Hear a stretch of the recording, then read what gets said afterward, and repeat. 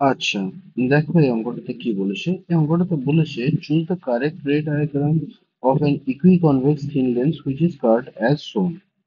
ঠিক আছে, তাহলে যদি ইকুইকনভেক্স হয় কোনো লেন্সকে যদি একটা ইকুইকনভেক্স লেন্স নাও, সেটার ফোকাল লেন্থ ধরো এফ, মানে আফটার প্যারালাল লাইট রে আফটার রিফ্লেকশন লেন্সটার অপটিক্যাল সেন্টার থেকে এফ ডিস্টেন্সে কি করবে, ফোকাস করবে। তো দেখো, তোমার এটাকে যদি তুমি এরকম ভাবে কাটো, ভার্টিক্যালি কাটো, লেন্সটাকে দুটো ভাগে ভাগ করো, তাহলে নতুন যে লেন্সগুলো পাবে, দুটো যে লেন্স পাবে তুমি, তাহলে প্রত্যেকটা লেন্সের তোমার ফোকাল লেন্থ এখানে হয়ে যাবে কত, 2f করে। ওকে। আবার আবার আরেকটা জিনিস হচ্ছে যে যদি তুমি কোনো লেন্সকে তুমি হরিজন্টালি কাটো এরকম করে, আগেরটাতে ভার্টিক্যালি কেটেছিলাম, যারও ফোকাল লেন্থ এফ ধরো, তাহলে এই যে আপার হাফ অ্যান্ড লোয়ার হাফ তুমি পেলে, দুটো হাফ পেলে, ঠিক আছে, উপরটার ফোকাল লেন্থ এফ হবে, নিচেরটার ফোকাল লেন্থ কি হবে, এফই হবে।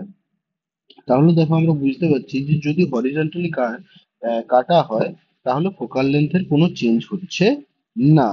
এটা তোমরা দেখে নিতে পারো কি, তোমার লেন্স মেকার্স ফর্মুলা যেটা আছে, 1/f = μ - 1, 1/r1 - 1/r2, এই ফর্মুলাটা অ্যাপ্লাই করে তুমি দেখে নিতে পারো। ওকে।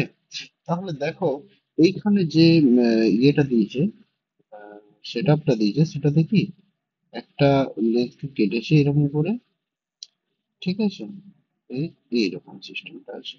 তাহলে দেখো, আপার হাফটার ফোকাল লেন্থ কত হবে, 2f হবে, আর লোয়ার হাফটার জন্য এফ হবে। তাহলে লোয়ার হাফটার তোমার ফোকাল লেন্থ কম, আপার হাফটার ফোকাল লেন্থ বেশি। যদি প্যারালাল লাইট রে পড়ে এখানে, ঠিক আছে, যদি এখানে প্যারালাল লাইট রে পড়ে, তাহলে আপার হাফটার যেহেতু ফোকাল লেন্থ বেশি, সেহেতু ওটার জন্য লাইট রেটা প্রিন্সিপাল অ্যাক্সিসটাকে দূরে যেয়ে কাট করবে।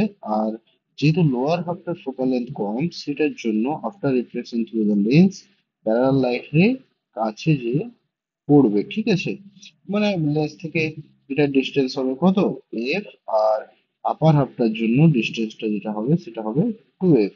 তাহলে এখানে দেখো কোন অপশনটা কারেক্ট হবে, এখানে তোমার 2 এর অপশনটা কারেক্ট অপশন।